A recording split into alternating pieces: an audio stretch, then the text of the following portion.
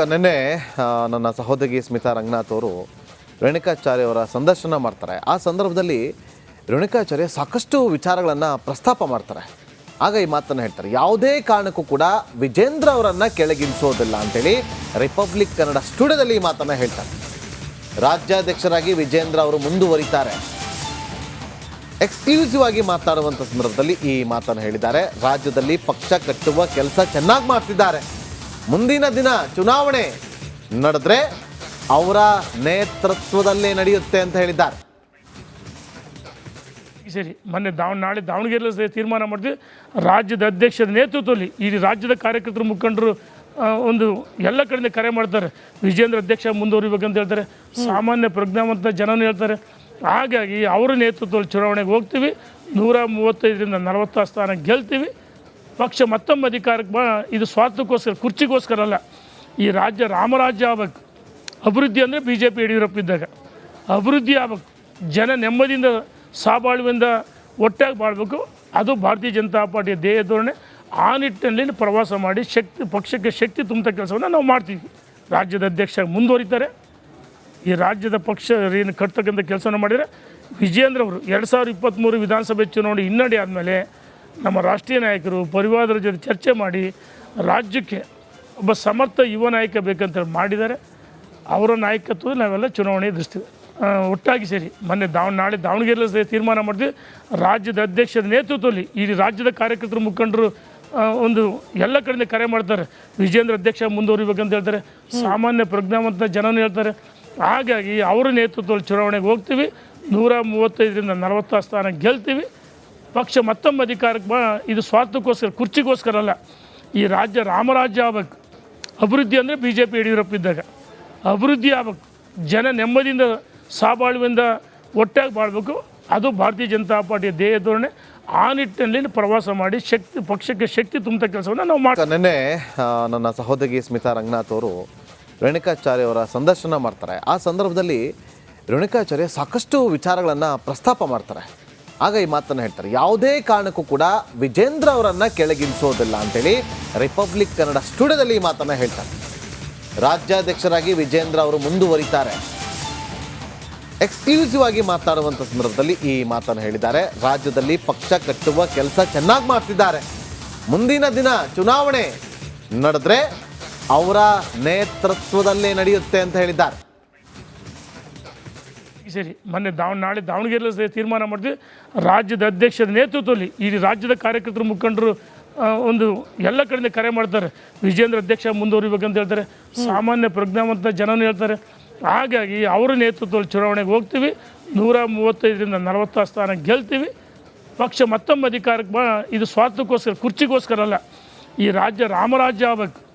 ಅಭಿವೃದ್ಧಿ ಅಂದರೆ BJP ಯಡಿಯೂರಪ್ಪ ಇದ್ದಾಗ ಅಭಿವೃದ್ಧಿ ಆಗಬೇಕು. ಜನ ನೆಮ್ಮದಿಯಿಂದ ಸಾಬಾಳುವಿಂದ ಒಟ್ಟಾಗಿ ಬಾಳಬೇಕು. ಅದು ಭಾರತೀಯ ಜನತಾ ಪಾರ್ಟಿಯ ಧ್ಯೇಯ ಧೋರಣೆ.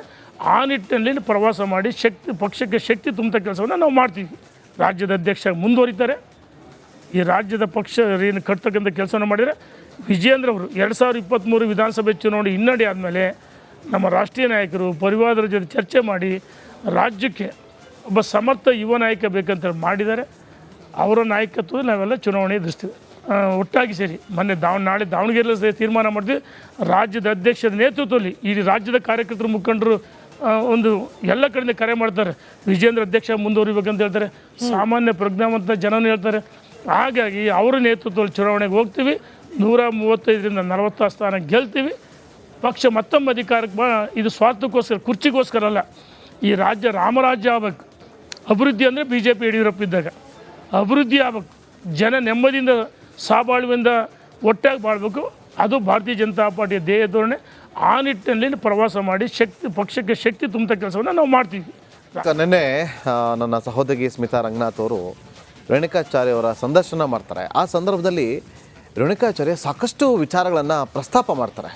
ಆಗ ಈ ಮಾತನ್ನು ಹೇಳ್ತಾರೆ, ಯಾವುದೇ ಕಾರಣಕ್ಕೂ ಕೂಡ ವಿಜೇಂದ್ರ ಅವರನ್ನು ಕೆಳಗಿಳಿಸೋದಿಲ್ಲ ಅಂತೇಳಿ ರಿಪಬ್ಲಿಕ್ ಕನ್ನಡ ಸ್ಟುಡಿಯೋದಲ್ಲಿ ಈ ಮಾತನ್ನು ಹೇಳ್ತಾರೆ. ರಾಜ್ಯಾಧ್ಯಕ್ಷರಾಗಿ ವಿಜೇಂದ್ರ ಅವರು ಮುಂದುವರಿತಾರೆ. ಎಕ್ಸ್ಕ್ಲೂಸಿವ್ ಆಗಿ ಮಾತಾಡುವಂಥ ಸಂದರ್ಭದಲ್ಲಿ ಈ ಮಾತನ್ನು ಹೇಳಿದ್ದಾರೆ. ರಾಜ್ಯದಲ್ಲಿ ಪಕ್ಷ ಕಟ್ಟುವ ಕೆಲಸ ಚೆನ್ನಾಗಿ ಮಾಡ್ತಿದ್ದಾರೆ. ಮುಂದಿನ ದಿನ ಚುನಾವಣೆ ನಡೆದ್ರೆ ಅವರ ನೇತೃತ್ವದಲ್ಲೇ ನಡೆಯುತ್ತೆ ಅಂತ ಹೇಳಿದ್ದಾರೆ. ಸರಿ ಮೊನ್ನೆ ನಾಳೆ ದಾವಣಗೆರೆಯಲ್ಲಿ ತೀರ್ಮಾನ ಮಾಡಿದ್ವಿ. ರಾಜ್ಯದ ಅಧ್ಯಕ್ಷರ ನೇತೃತ್ವದಲ್ಲಿ ಇಡೀ ರಾಜ್ಯದ ಕಾರ್ಯಕರ್ತರು ಮುಖಂಡರು ಒಂದು ಎಲ್ಲ ಕಡೆಯಿಂದ ಕರೆ ಮಾಡ್ತಾರೆ. ವಿಜೇಂದ್ರ ಅಧ್ಯಕ್ಷ ಮುಂದುವರಿಬೇಕಂತ ಹೇಳ್ತಾರೆ. ಸಾಮಾನ್ಯ ಪ್ರಜ್ಞಾವಂತ ಜನನೂ ಹೇಳ್ತಾರೆ. ಹಾಗಾಗಿ ಅವರ ನೇತೃತ್ವದಲ್ಲಿ ಚುನಾವಣೆಗೆ ಹೋಗ್ತೀವಿ. 135ರಿಂದ 40 ಸ್ಥಾನ ಗೆಲ್ತೀವಿ. ಪಕ್ಷ ಮತ್ತೊಮ್ಮೆ ಅಧಿಕಾರಕ್ಕೆ ಇದು ಸ್ವಾರ್ಥಕ್ಕೋಸ್ಕರ, ಕುರ್ಚಿಗೋಸ್ಕರ ಅಲ್ಲ. ಈ ರಾಜ್ಯ ರಾಮರಾಜ್ಯ ಆಗಬೇಕು. ಅಭಿವೃದ್ಧಿ ಅಂದರೆ BJP ಯಡಿಯೂರಪ್ಪ ಇದ್ದಾಗ ಅಭಿವೃದ್ಧಿ ಆಗಬೇಕು. ಜನ ನೆಮ್ಮದಿಯಿಂದ ಸಾಬಾಳುವಿಂದ ಒಟ್ಟಾಗಿ ಬಾಳಬೇಕು. ಅದು ಭಾರತೀಯ ಜನತಾ ಪಾರ್ಟಿಯ ಧ್ಯೇಯ ಧೋರಣೆ. ಆ ನಿಟ್ಟಿನಲ್ಲಿ ಪ್ರವಾಸ ಮಾಡಿ ಪಕ್ಷಕ್ಕೆ ಶಕ್ತಿ ತುಂಬುವಂಥ ಕೆಲಸವನ್ನು ನಾವು ಮಾಡ್ತೀವಿ. ರಾಜ್ಯದ ಅಧ್ಯಕ್ಷ ಮುಂದುವರಿತಾರೆ. ಈ ರಾಜ್ಯದ ಪಕ್ಷ ಏನು ಕಟ್ತಕ್ಕಂಥ ಕೆಲಸವನ್ನು ಮಾಡಿದರೆ ವಿಜೇಂದ್ರ ಅವರು 2023 ವಿಧಾನಸಭೆ ಚುನಾವಣೆ ಹಿನ್ನಡೆ ಆದಮೇಲೆ ನಮ್ಮ ರಾಷ್ಟ್ರೀಯ ನಾಯಕರು ಪರಿವಾರದ ಜೊತೆ ಚರ್ಚೆ ಮಾಡಿ ರಾಜ್ಯಕ್ಕೆ ಒಬ್ಬ ಸಮರ್ಥ ಯುವ ನಾಯಕ ಬೇಕಂತ ಮಾಡಿದ್ದಾರೆ. ಅವರ ನಾಯಕತ್ವದಲ್ಲಿ ನಾವೆಲ್ಲ ಚುನಾವಣೆ ಎದುರಿಸ್ತೀವಿ. ಒಟ್ಟಾಗಿ ಸೇರಿ ಮೊನ್ನೆ ನಾಳೆ ದಾವಣಗೆರೆಯಲ್ಲಿ ತೀರ್ಮಾನ ಮಾಡಿದ್ವಿ. ರಾಜ್ಯದ ಅಧ್ಯಕ್ಷರ ನೇತೃತ್ವದಲ್ಲಿ ಇಡೀ ರಾಜ್ಯದ ಕಾರ್ಯಕರ್ತರು ಮುಖಂಡರು ಒಂದು ಎಲ್ಲ ಕಡೆಯಿಂದ ಕರೆ ಮಾಡ್ತಾರೆ. ವಿಜೇಂದ್ರ ಅಧ್ಯಕ್ಷ ಮುಂದುವರಿಬೇಕಂತ ಹೇಳ್ತಾರೆ. ಸಾಮಾನ್ಯ ಪ್ರಜ್ಞಾವಂತ ಜನನೂ ಹೇಳ್ತಾರೆ. ಹಾಗಾಗಿ ಅವರ ನೇತೃತ್ವದಲ್ಲಿ ಚುನಾವಣೆಗೆ ಹೋಗ್ತೀವಿ. 135ರಿಂದ 40 ಸ್ಥಾನ ಗೆಲ್ತೀವಿ. ಪಕ್ಷ ಮತ್ತೊಮ್ಮೆ ಅಧಿಕಾರಕ್ಕೆ ಇದು ಸ್ವಾರ್ಥಕ್ಕೋಸ್ಕರ, ಕುರ್ಚಿಗೋಸ್ಕರ ಅಲ್ಲ. ಈ ರಾಜ್ಯ ರಾಮರಾಜ್ಯ ಆಗಬೇಕು. ಅಭಿವೃದ್ಧಿ ಅಂದರೆ BJP ಯಡಿಯೂರಪ್ಪ ಇದ್ದಾಗ ಅಭಿವೃದ್ಧಿ ಆಗಬೇಕು. ಜನ ನೆಮ್ಮದಿಯಿಂದ ಸಾಬಾಳುವಿಂದ ಒಟ್ಟಾಗಿ ಬಾಳಬೇಕು. ಅದು ಭಾರತೀಯ ಜನತಾ ಪಾರ್ಟಿಯ ಧ್ಯೇಯ ಧೋರಣೆ. ಆ ನಿಟ್ಟಿನಲ್ಲಿ ಪ್ರವಾಸ ಮಾಡಿ ನಿನ್ನೆ ನನ್ನ ಸಹೋದರಿ ಸ್ಮಿತಾ ರಂಗನಾಥ್ ಅವರು ರೇಣುಕಾಚಾರ್ಯ ಅವರ ಸಂದರ್ಶನ ಮಾಡ್ತಾರೆ. ಆ ಸಂದರ್ಭದಲ್ಲಿ ರೇಣುಕಾಚಾರ್ಯ ಸಾಕಷ್ಟು ವಿಚಾರಗಳನ್ನು ಪ್ರಸ್ತಾಪ ಮಾಡ್ತಾರೆ.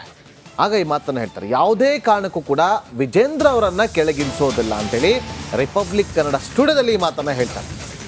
ರಾಜ್ಯಾಧ್ಯಕ್ಷರಾಗಿ ವಿಜೇಂದ್ರ ಅವರು ಮುಂದುವರಿತಾರೆ. ಎಕ್ಸ್ಕ್ಲೂಸಿವ್ ಆಗಿ ಮಾತಾಡುವಂಥ ಸಂದರ್ಭದಲ್ಲಿ ಈ ಮಾತನ್ನು ಹೇಳಿದ್ದಾರೆ. ರಾಜ್ಯದಲ್ಲಿ ಪಕ್ಷ ಕಟ್ಟುವ ಕೆಲಸ ಚೆನ್ನಾಗಿ ಮಾಡ್ತಿದ್ದಾರೆ.